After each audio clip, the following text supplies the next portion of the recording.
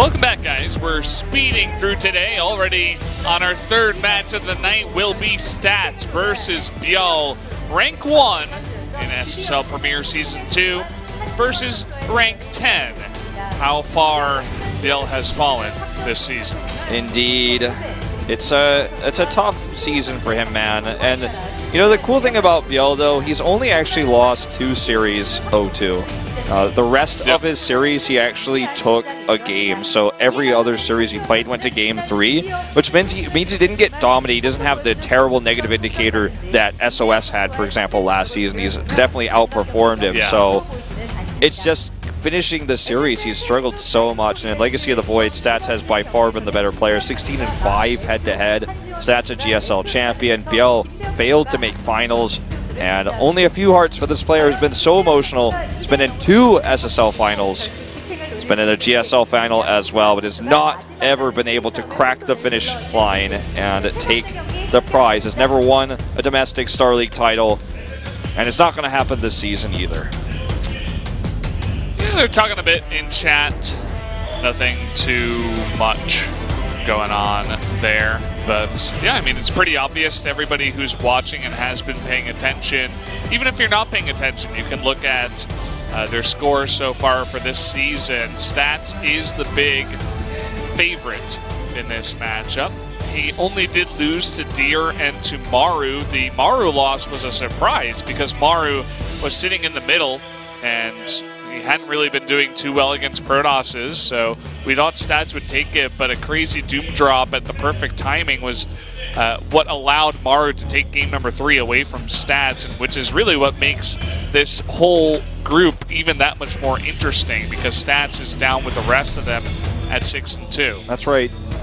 Now, if Stats loses this matchup, there's a possibility that Classic or Innovation could overtake him for first place, depending on that final match result. So we're going to have to revisit this after this matchup. Of course, Bjol still has himself in good spirits here. As mentioned before, only taking the 0-2s to Solar and Innovation, the finalists from Season 1. Every other matchup, he made Game 3 happen. He was able to defeat Alive in their last series, so at least he took that one against the 9th place player of this round robin here. He's massively the underdog here. Most favorite Stats. Most say Stats might be able to be the 3rd to take a 2-0 score here in this round robin. But Bjol has a shot. Prize money on the line, and certainly pride as well. Alive already losing his matchup today. If he wins, he could prevent himself from taking last place and jump up to 9th place, but that's about as far as it goes. He will have to fight himself fighting for Season 1 of 2018. He's not going to make it to the playoffs, and he's certainly not going to protect his spot in Premier. Yeah, kind of unfortunate for our Zerg player who is sitting there not looking too happy going into this one, but we'll see if he can get the big upset against Stats, hopping onto Ascension to Iron.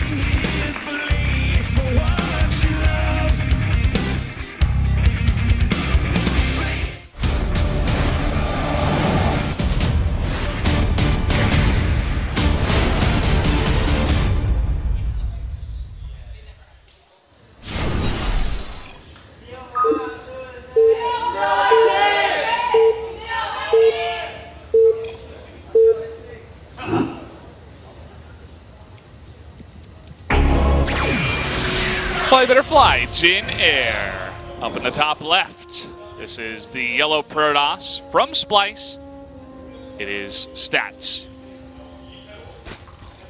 And his opponent down to the bottom right in purple, the Zerg player, it is Bjol. Down at the bottom of the rankings. Came in so high in Season 1, was waiting in the semifinals of playoffs, ended up losing a very close series to Solar. Could have been another SSL finals on the table for this guy on his Wikipedia page had he been able to take that series, but he failed to do so. And everyone was saying that he was probably top 3 Zerg going into this season. His Mutalisk playstyle in the ZVT matchups, very successful with that throughout last season. And many said that Bjol would have maybe had a better chance of defeating Innovation in the finals had he advanced, but none of those things came true.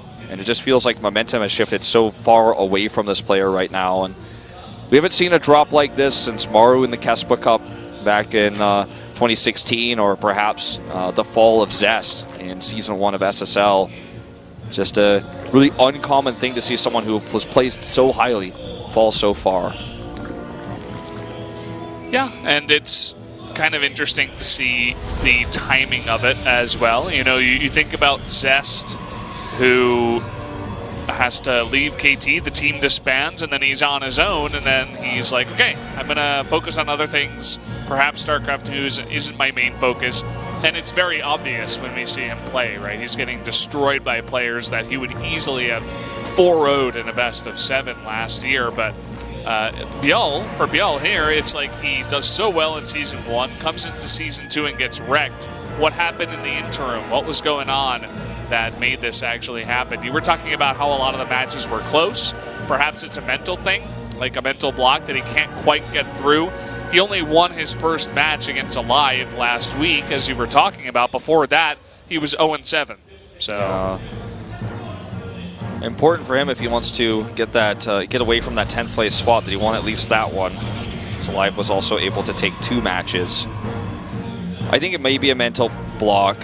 Either way, he's going to have to get past it because Challenge is very unforgiving, and so are promotions. So getting into Premier for 2018 feels a long way off for this player, and just going to have to try to go out with a bang here with this one. We'll take a fast third base in this particular match as he sets out to take Watchtowers. The Stargate has not yet been scouted by him, but the Overlord is coming in towards the top of the map, and we'll see it eventually. I believe the Stargate's actually placed at the wall, though, if I'm not mistaken. I think it's next to the Nexus. Oh, okay, just in the main. In the main. That Overlord is coming, as you did say. Stats attempting to get his own scout. That Ling will not be successful, but this Adept perhaps will be. Walking on in, trying to get some good trades against the Lings. Biel gives one to him. Shades out, will promptly check the third, you have to imagine. Does not, in fact, check the third base. I don't know if he knows about that. I think you can kind of assume, you know. You go into the main, you kind of see not too much, and you're like, okay. He probably has that third coming down, but I do agree with you that you probably should check anyway, especially this early on in the game. Yeah, because this third base is not unusual, but it's very early, so perhaps he could have, if he scouted it early enough, devise a plan to punish it, but not so much anymore. Biel is going to take that extra larva and sink it all into drones as he does get the spores coming up after the Stargate scout. He has multiple queens here, and a spore at every base now, so this one's not yet completed, but it will be soon. He has one at his third base. He made that one first. So the first Oracle is going to find basically no damage. So actually, he will control this Watchtower, so very good safe play from Biel here. It's going to see a Stasis harass. Ooh. That's a huge trap.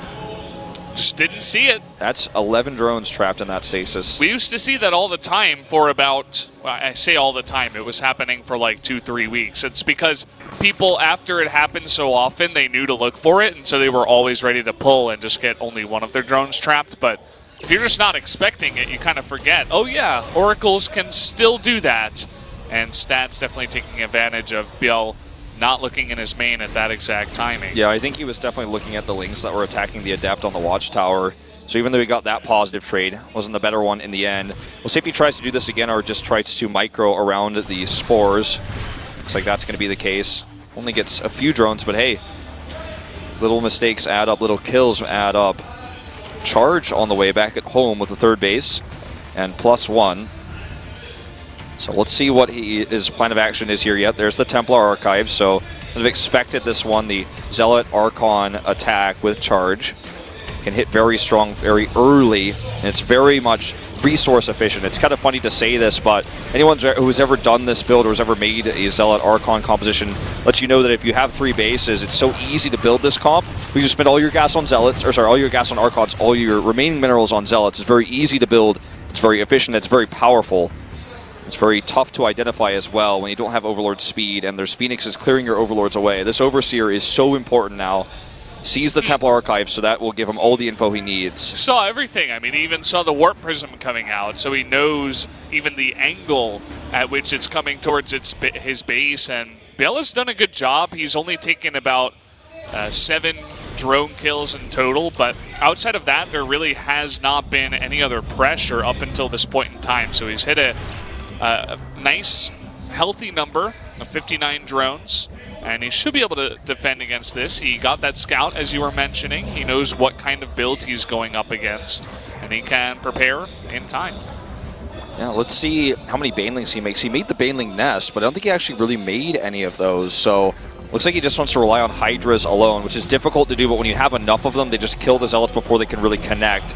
And they're obviously at much larger range than an Archon, so you can kind of use it as a kite. He's splitting these units into 2 groups. One Queen already down here, just trying to pull up these Hydras right now, but the Zealots are in the natural, wrecking havoc here, but he will be able to kite back and stave off this push for the most part. Drones do need to be pulled here. He pulls all the drones, and they do a nice job of tanking, but he loses so many in the process. Already 17 going down. The Archons, they're still alive. The Warp Prism as well is still in there. The Zealots haven't even been cleaned up, and you can easily micro your Archons with that Warp Prism if it stays alive. He wasn't able to snipe it. Good positioning out of stats, and a simple pressure move out of stats may just win him game number 1. It seems over. Hydra's coming out to die here, unfortunately. Overlord's now getting caught. Lost so many drones. There's just no recovery here. He just barely didn't have enough to defend the 3rd base. Maybe if he had backed off and tried to hold the natural with a better rally, he could have defended, but he lost so many drones. And once you kill the first wave of Hydras with this comp, you win the game because they come out too slowly. You need to have a massive advantage there. GG, you need to have this really critical mass of Hydras to stop this push, and he was almost there. If he had made the banelings, maybe it could have been a different story. But that will be the win here for Stats, which will actually now get him over 10 million won. That's why he has the Show Me the Money achievement. He's going to earn 10 million with this fight money, even if he loses the series.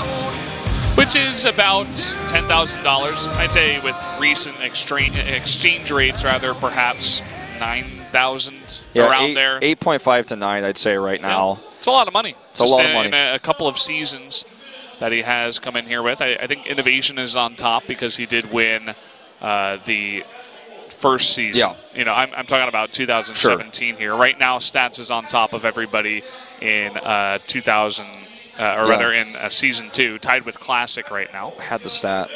Innovation has at 20.5 million currently. Stats just breaking the 10. So about halfway to where Innovation is, but still, it's a lot of money. And prizes going up. It's getting the ticket sales like everybody else here as well. A lot of ways to make money in this tournament.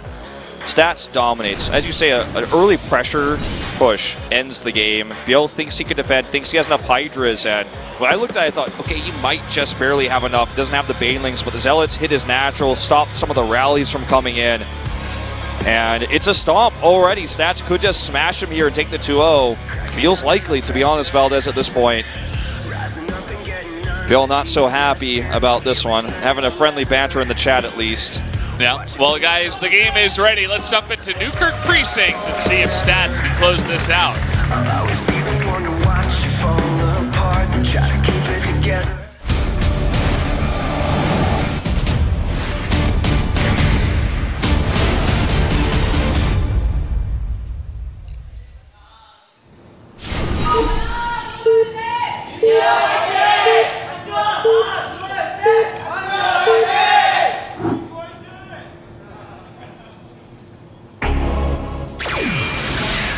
Here we go, game number 2.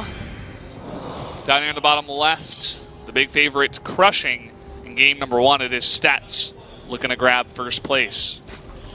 His opponent down here looking to try to not grab last place. It is Biel. Trying to let it go. So remember, 9th and 10th place will be relegated to challenge immediately, and Biel cannot make 8th, so will not be able to play in promotions. So no matter what, he won't be in Premier next season. Bit of a sad story for this player. I suppose rather than beating a dead horse and talking about how sad it is, we'll just have to see if he can make one last stand here. I will say that Stats was making fun of him in between the games. Because Biel did type a little bit of English. Oh, that's cool. Raging Biel. Premier 2017. Look at us, we're in the oh, we're credits actually down in there. Wow. There you go. Rip Rapid. Yeah, I don't know. But yeah, Biel was typing a little bit of English, and Stats was like, "Oh man, I just faced this guy on the ladder who was pretending to be a foreigner. kind of just making fun of, you know, the first game that they did play. People always try to say that when I type that I'm pretending to be a foreigner, but I'm just not that perfect at Korean when I play on the ladder. But yeah, I know. Obviously, what you mean to say is that he's calling Biel out, saying he's playing like a foreigner.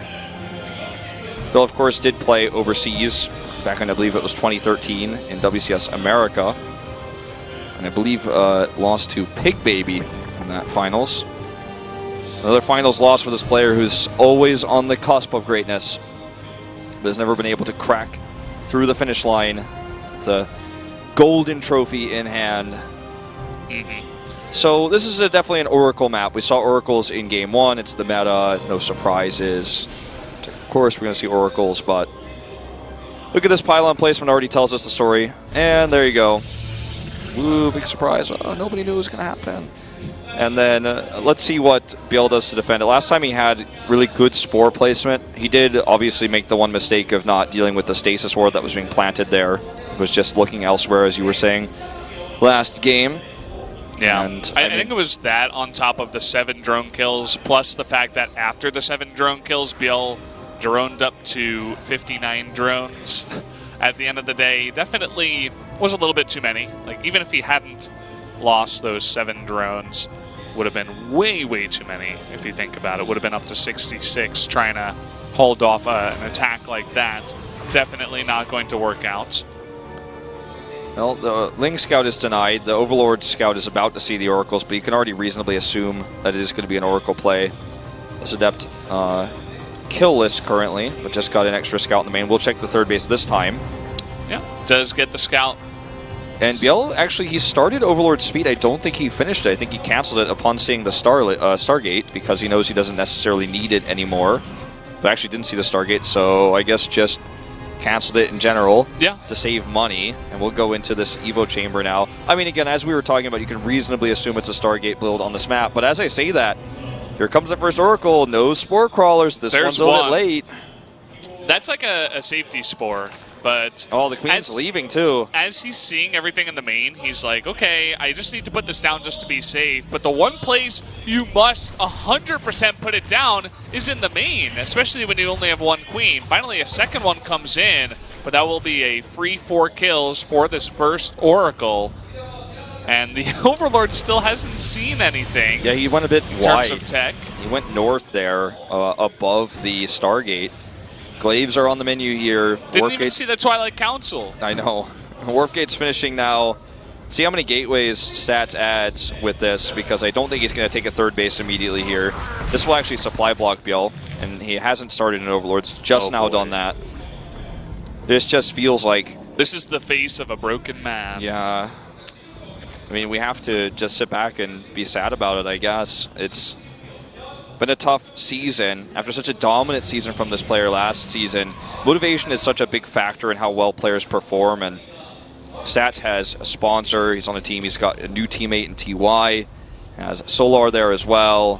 Things are looking up for him. He won the GSL this season. We're going to see another Stasis. Does pull this time. I think it's going to get 4. Just the 3. And for Biel, it just feels like motivation is lost somehow after he lost that 5th game. He's been a different person ever since. We lost that 5th game in the playoffs last season. And let's see if he can defend this attack. He has the Baneling Nest. Again, this time he will probably use it, considering I don't think he even made a Hydra Den. His lair is not finished. +1 is coming out. And this is not necessarily an all-in. As you said last game, too, it was kind of a pressure move. He had the 3rd Nexus to fall back on, but wanted to get a good trade. Few Banelings morphing now without speed. Newkirk is pretty gross for when you're trying to defend against Adepts. If you don't have defense at every one of your bases, you can get into a lot of trouble. And you can see already, Adepts going into the 3rd as he shades into the natural. No Banelings are ready for this. 1 Queen is not enough to defend your entire mineral line from going down to just 2 Adepts. So this will be cleaned up, but look at where the real massacre is. It's at the 3rd base. He just simply didn't have enough units. Drone too hard. Now trying to spam out Zerglings. Now this very likely will be defended at the end of the day because there's nothing nearby. Ooh, good pull here this time actually. Still 3 are grabbed. Oh man, look at this targeting and this positioning. But even though he survives, the follow-up will kill him. What can he do now with very little larva to speak of to produce drones and enough units to defend the follow-up attack. His Hydralisk Den is only just now finished. He takes the ultimate gamble, and I guess perhaps in Bjell's dying breath he'll stick to the emblem that sits next to his name in this tournament and will make Aspire to try to hope to survive to get Mutas to try to win off of that gimmick alone. The biggest risk you could ever take, but I suppose when your tournament life and your last game potentially in regular season is here, you take the biggest risk. It's all he can do at this point. I mean, when you're this far behind, you're not going to win the game from behind unless something crazy happens. So go for that. We already do have a cannon coming down at that third base. This is just standard stats, right? If he's playing up against a Zerg player like Dark or even Solar, right? It wouldn't have gotten as much damage.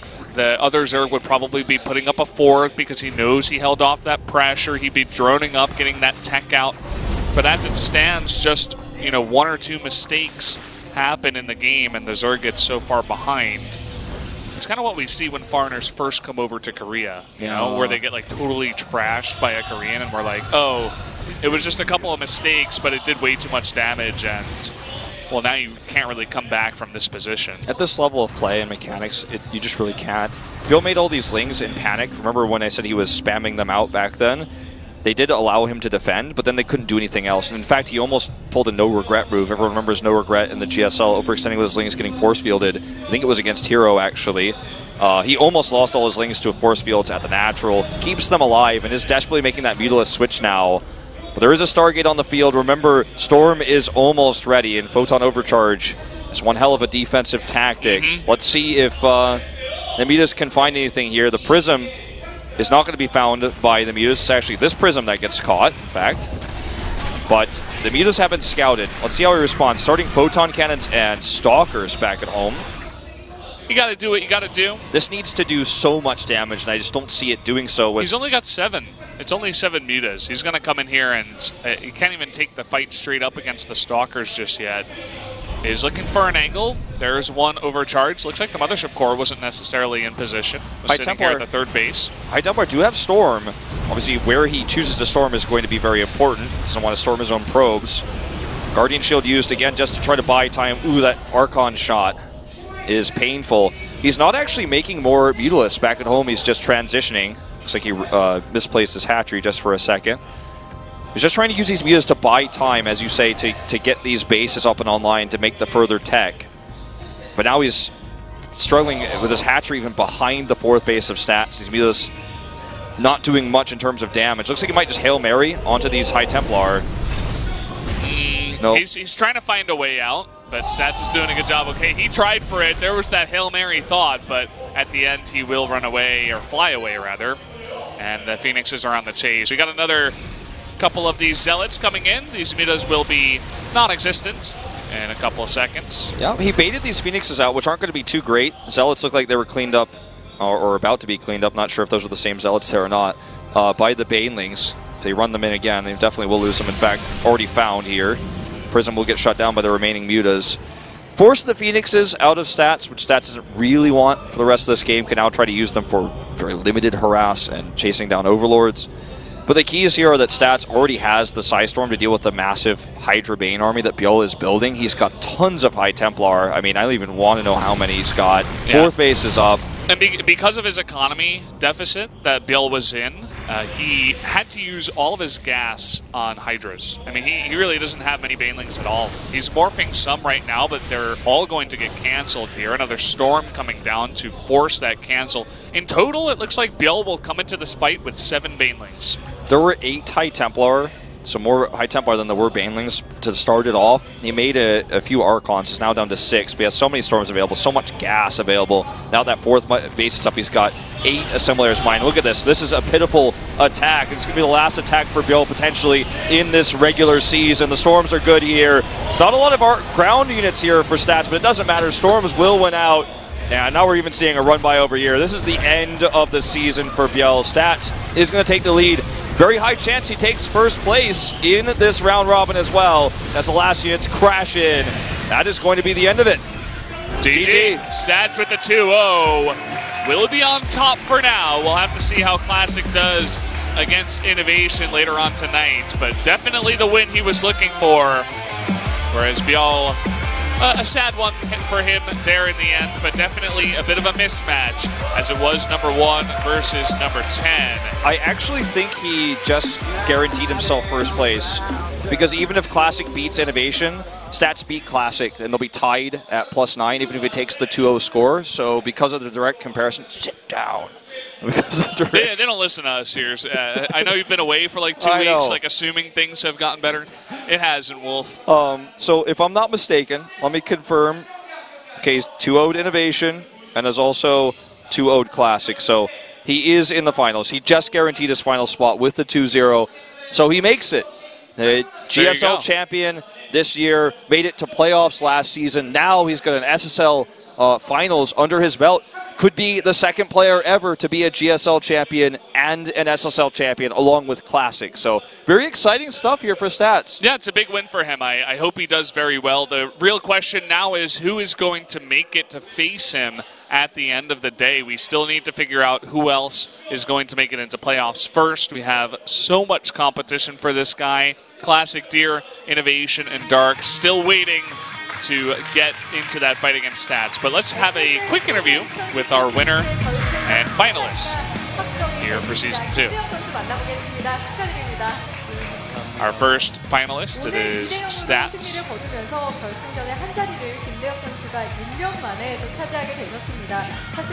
2 victory sends you to the finals. How do you feel about the result? You might have missed it if you only won 2-1. 시작하기 전까지만 해도 되게 좀 걱정을 많이 했어요. 경기 걱정도 그러고. I was really worried even right before the match started.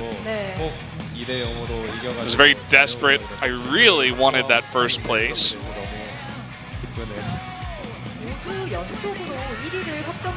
And I'm absolutely delighted that I was able to get the finals here. 선수와의 경기에서 좀 패배가 원인이 되지 않았나 싶어요. 그래서 맞나요?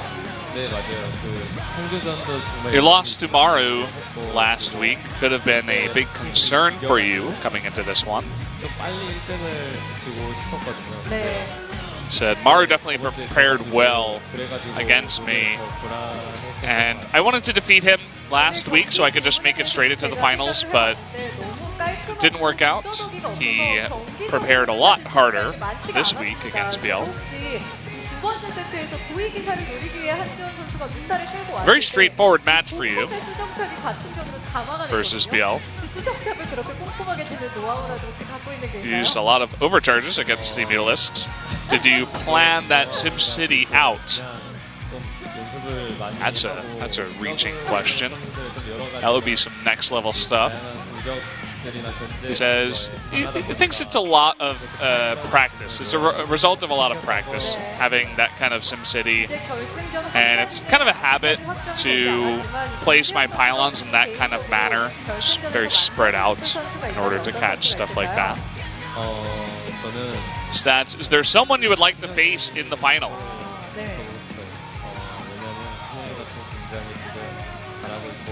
He wants to go up against Innovation. He wants to give it a shot up against the machine.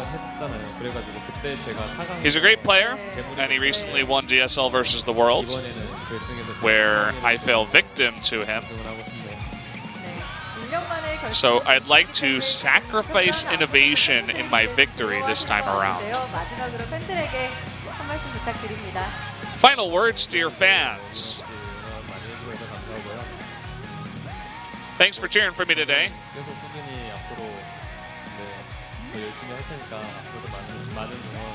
And I will try to stay consistent and continue working hard. So please continue to support me, and thank you. So that's going to do it for our third interview of the night. We'll have one at the end of every single set that we do complete. But guys, we are going to go into a quick commercial break. When we come back, the ZVZ of the night, Dark versus Solar.